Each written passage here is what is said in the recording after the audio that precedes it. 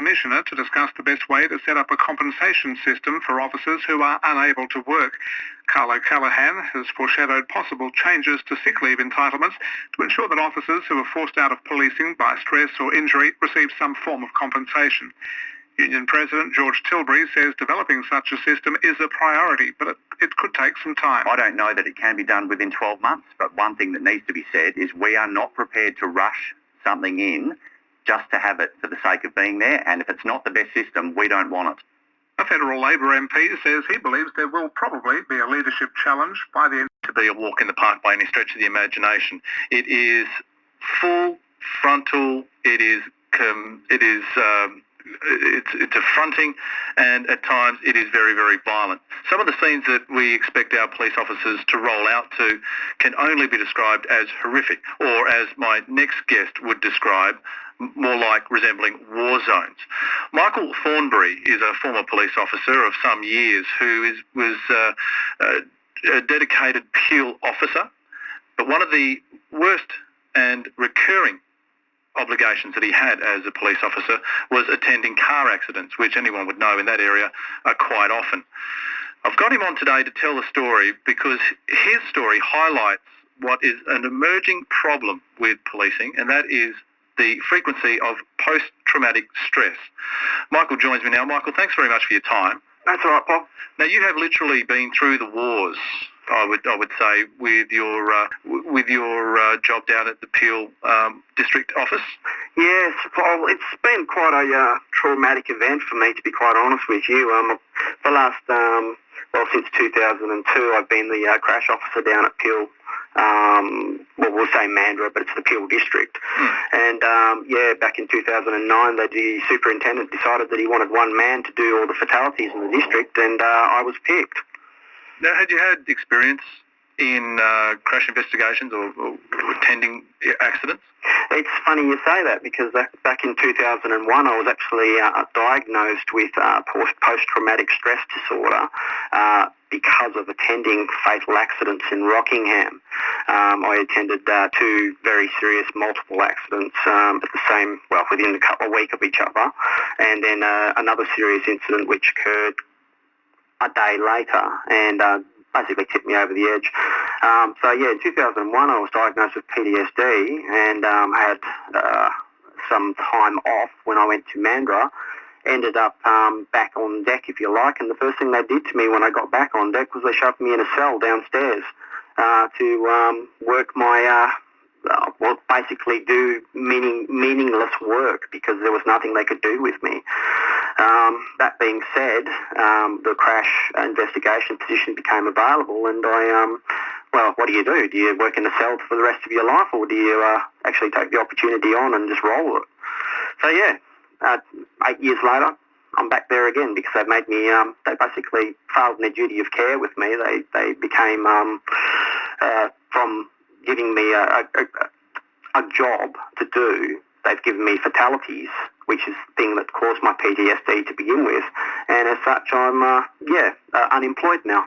Well, it was an incident. The incident you talk about back in 2001 was two horrific car accidents in the 1 week, wasn't it? That's right, yeah. One was on Safety Bay Road. A young gentleman lost control of his car, hit a tree, split to three, and it was, as I said, it was like a war zone. And the other one was a drunk driver who's, I won't say his name, but I quite clearly remember. I remember the whole thing. It's like it was yesterday. And that is your problem, isn't it? That is the recurring dreams and memories that you, are failing to cope with. You can't excise these dreams from your psyche. No, you can't. You can deal with it, which is obviously something that you have to approach differently for every person.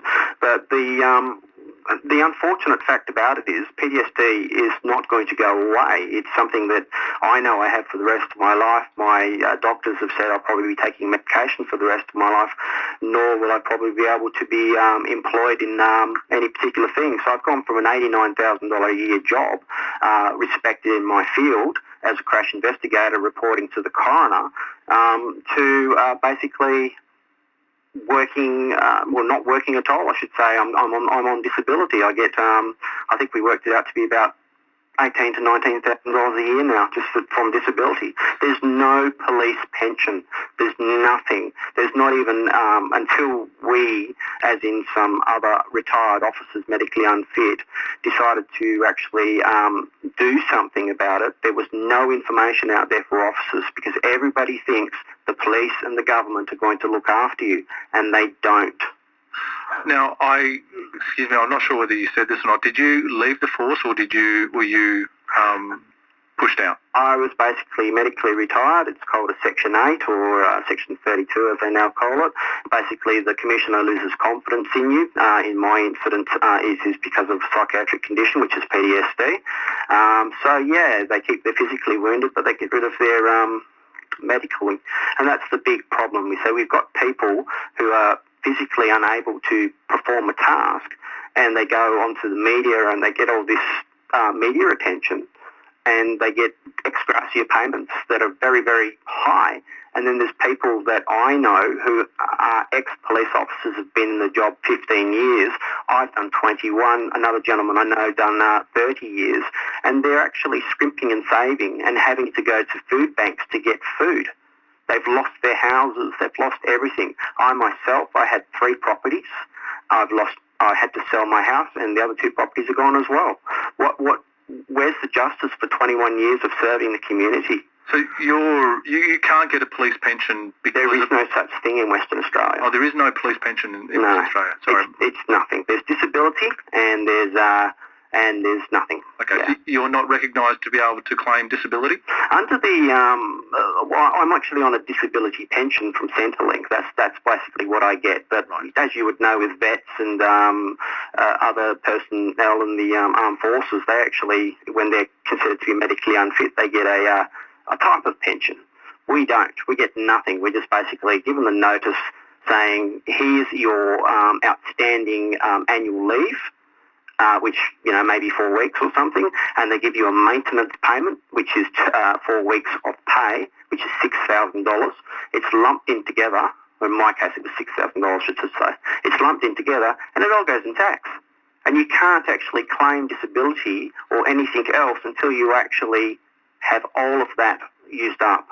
And nobody knows this. Nobody tells you this. The union won't tell you. The police won't tell you.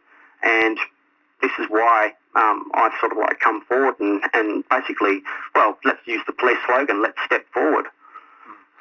With the, while you were suffering from post-PSDS in the force, were you afforded help and counselling? Well, that's a really tricky question to answer because the first time, 2001, they sent me to 10 doctors for an opinion. Not once was I treated. All they wanted to know was where I was at in my illness. In 2010, the police doctor diagnosed me with PTSD again, obviously, and put me on leave. She's a very competent person. I won't say anything bad. It's not about knocking the police force or anything like that, but she's a police doctor. She's not there to look after me. She's there to give an opinion to the police of what they're doing. It was only when they sent me for a couple of other, shall we say, referrals or reports, if you like, so they can gather their information on how you're travelling, is when one actual doctor turned around and said, this man's not actually being seen by anyone. What are you doing? And then the police turned around, the health and welfare turned around and said, well, you need to see someone. And I said, well, who do I see? And they say, well, go and see your doctor and get them to pick. And I'm saying, well, you're supposed to do this. You're health and welfare. You're supposed to look after me. I'm really sick, and you're not looking after me. And so, yes, they do. They do supply you with, they'll pay for your visits and things like that. But ultimately, the main thing or the main drive of what they're going for is to try and actually get you out the door so they can get an able-bodied person in the police, in the seat. There's 400 officers at the moment who, I was just at the police union conference today, and the commissioner commented that there's 400 national police officers who are waiting to be retired or in some non-operational role, and he wants to obviously rotate them out with dignity, but at the moment there's no possible way of doing it. They have to be medically retired the way I was, which is a Section 8, which is very similar, if not the same as if you had a criminal conviction in the police. Loss of confidence, basically. Okay, well, where to from here, Michael? What are you hoping for? Because we will be talking to the union a little bit later on in the show with their, as you said, the conference is on today. We'll try and raise this issue with them about possible police pensions or better care for PTSD sufferers. But what are your hopes for from here? All right, well, basically, I've got three personal things that I'm looking for. One is I want my job back. I was retired in October. I don't think it's fair the way I've been treated. I want my job back. I want to be part of my team. Secondly, and you've got to remember, I've been through the mill on this. I've been through, I had a note from the doctor saying he should be going back to work to be around his friends. And the police department said, I will see. And they took me to the medical board anyway. So they basically, what they do is they obtain another opinion. So I'd like my job back. I'd like a police pension for officers in my situation, or some ex gratia payment that is not something that you have to beg for. Because at this point in time, you have to go cap in hand to the Minister of Police and say, please help me, I need some money. And then it's up to her to determine whether or not she's going to give you some. And we've got people who are 10 years out, and as I said, they've been very, very sick, and they've not had the opportunity. Nobody's told them this. So we've started up this organisation called the Medically Retired Western Australian Police Officers Incorporated. It's basically some long-serving members, including some gentlemen that have been on the media before. There is a website if you'd like to have a look at it. Yeah. It's www.rmuwapol.org. Basically, what it's saying is it's got comments there from retired retired police officers, medically unfit due to PTSD, yep. and some of their stories, including mine, if you care to have a look. What we're trying to do is get in contact with as many officers as possible to bring them in so they know they're not alone, and get something up and running. Basically take it to the government and say, it's time for you guys to help us. We need support, and we're doing this for our colleagues because the current health and welfare system and senior staff isn't doing it. So we've started this up. Okay. Well, Michael, like I said, we're talking with the union a little bit later on. We'll try and raise some of these issues with them, as well as what else came out of the conference today. Michael, thank you very much for your time. Thank you, Paul. And all the best. That was Michael Thornby, a former police officer who is suffering from PTSD and believes that there is no support there for police officers in his circumstances. And apparently there could be upwards of 400 if reports are correct coming out of the union's conference today. 92211882 is the number to call if you want to be part of the program, part of the conversation. You're more than welcome. We can SMS on 1999964. Has to know that part of the job of joining the police force is you're going to see dead bodies. You're going to go to accidents. You're going to be at homicides and other horrific things and that. So they know. I reckon that guy got kicked out of the police force for being a bit of a whingy, whiny type person, because that's what he sounds like. Well, I did 15 years in the Navy and that, and we were told the first day that we went into the Navy back in the 80s and that, you're here to either kill or be killed. No ifs, buts or maybes. Don't worry about the uniform and all the other stuff. You're here for war. And it's the same thing with the police force. You join the police force, you know what you're getting into. Don't whinge and whine about it like a, puffing up princess, basically. Okay, Craig, look, I think that's probably a harsh call. I think there are expectations that when you join the police force, you are going to see things that are not savoury. They're not good. They're very alarming and distressing. But I think that to help cope with that, if the mechanisms aren't there in place and you fall through the cracks and you are subjected to more than a tolerable level, then the ramifications do come back to haunt you. And if Michael's story holds true, it sounds like he's fallen through the cracks and he has been exposed to way too much as far as seeing dead bodies and the carnage that is the side effect of our road toll. 92211882 is the number to call if you want to be part of the program. It's now just 21 past 5. Now on Drive, the stock market report. Now it's time to look at finance with Kevin Johnson from Argonaut Securities. Kevin, how was the day? in President George Tilbury. They've got their conference on at the moment, and a few other issues that were raised from a previous story that we spoke about with post-traumatic stress disorder. Now, firstly, George, thanks very much for your time. I understand it's been a very, very busy and animated day at the conference. It's a full-on 2 days, Paul, but I'm happy to have a chat to you. What were the main issues that were raised today? We're actually discussing and debating the motions tomorrow, but today, as a preview, we actually heard from the Minister, the Commissioner, and also the Leader of the Opposition, Mark McGowan, in relation to a number of issues that we've been discussing. Mandatory blood testing is a big one for us. That's for offenders who assault police, when they bite them, spit at them, those sorts of things, to make sure that we know within a couple of days whether or not that person has a disease that could have been passed on to our members, or else if the current situation is they have to wait up to 6 months to find out if they've contracted something. Now, can you see any block to that sort of legislation? Because I think the police minister has said that she wants it as well, but we did hear from the AMA this morning that they've got reservations about the implementation of any changes. Look, this is a matter that's important to our members, and it's been on the agenda for 7 years, so that's how long it's taken for any government to actually take some positive action to introduce this sort of legislation. We've been dealing with this for some time. Obviously, I've only been in this particular job for 12 months, but this has been high on my list, and I think we're making progress. We put it out there as part of our pre-election submission. We've got commitments from all parties, including the Greens, to get this legislation through. So really, there are no stumbling blocks as far as we're concerned. The government needs to get on with it and get it in.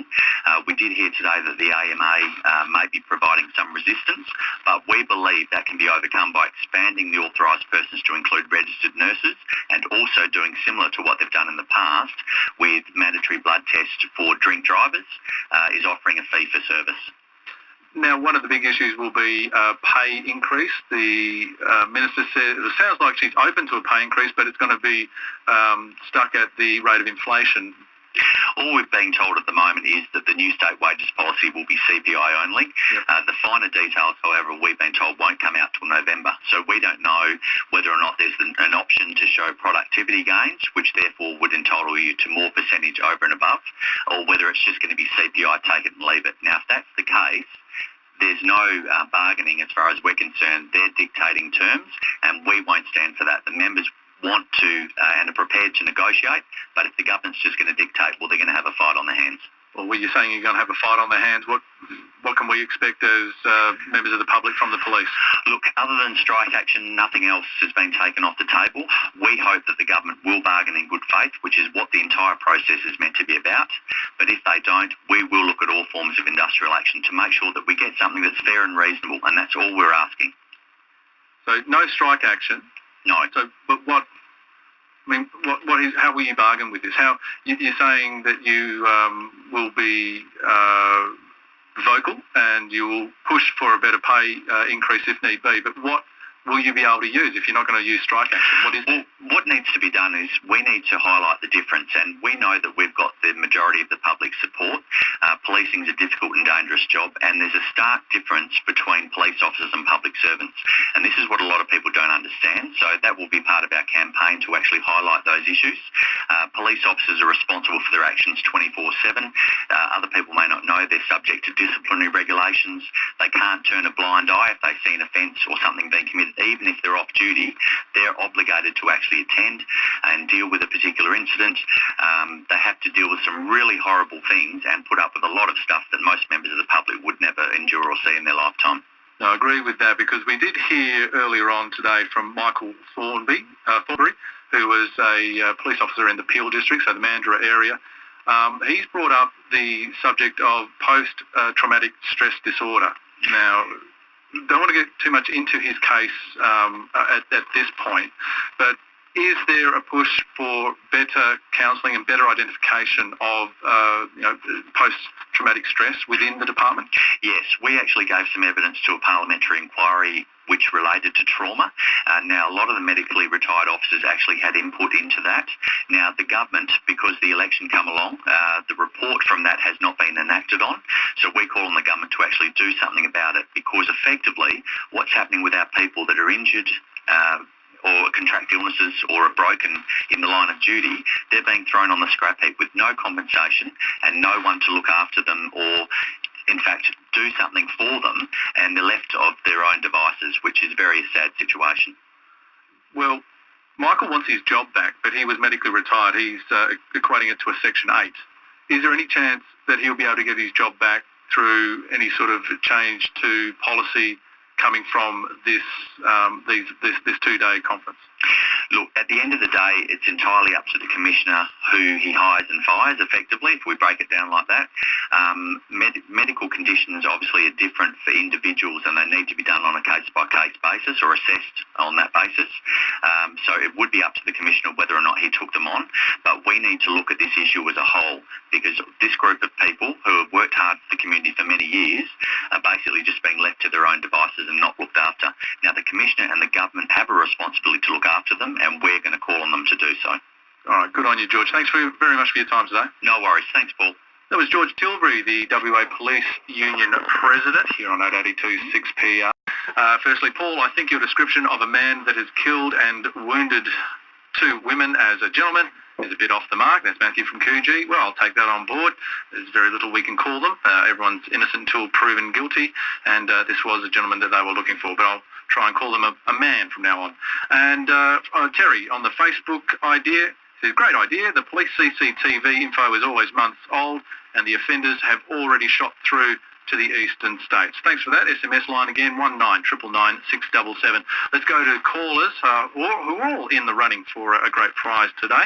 That's the tickets to Inkelberg Humperdinck. Paul in Success. Hi, Paul. I usually listen, but I felt inspired to call as a result of the Harden Up Princess call you had earlier. Yep. Regarding the police. Now, mate, I think that bloke's missed the point completely. Now, yes, coppers do know when they join the job that they're going to face stuff, but as with guys who join the army and services, you can never really be fully prepared for what you do face.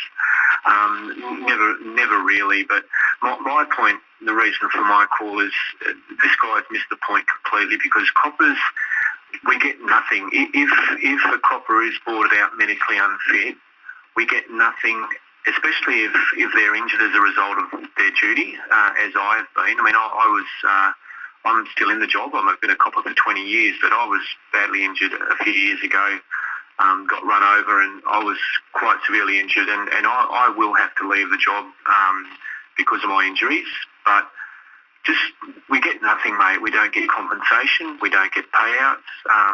The Matt Butcher case was a rarity because it made such massive media attention and it's had such massive repercussions on him. But and that was great that Matt got that payout. And but realistically, we get thrown on the trash heap if we have to leave this job as a result of injuries or illnesses that we get as a result of the job. And that's, I think, the point that's being made here. And this is where, in the modern age, guys who join our services, our special services, Army, Navy and all that sort of stuff, if they're injured, they do get looked after by our government.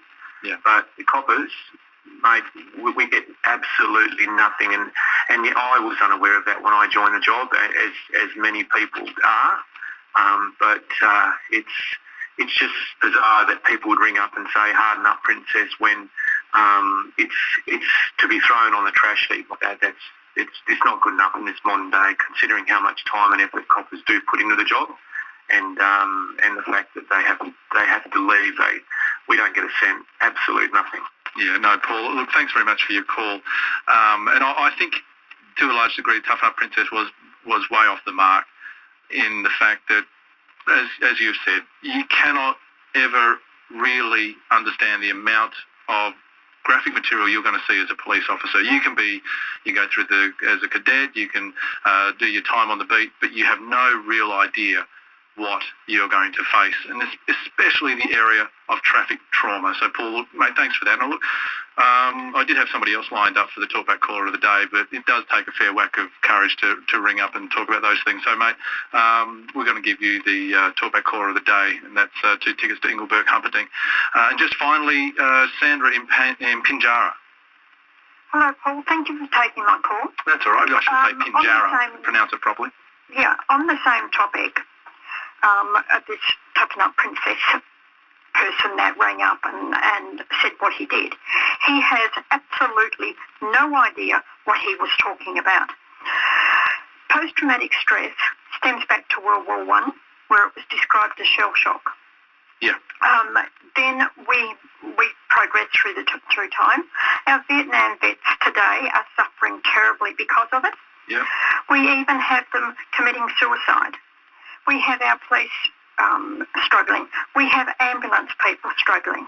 On a personal level, I struggle every day as a result of post-traumatic stress, and that was from my son's attempted suicide. So for this man to say, toughen up, princess, well, I say to him, get a life, have a look at reality, and I certainly hope he rings up and apologises to that man. Well, Sandra, I'm sorry to hear that you're suffering from post-traumatic stress and insidious, evil thing. Yeah, look, my heart does go out to you. But I don't think we're going to get an apology from the caller who said that.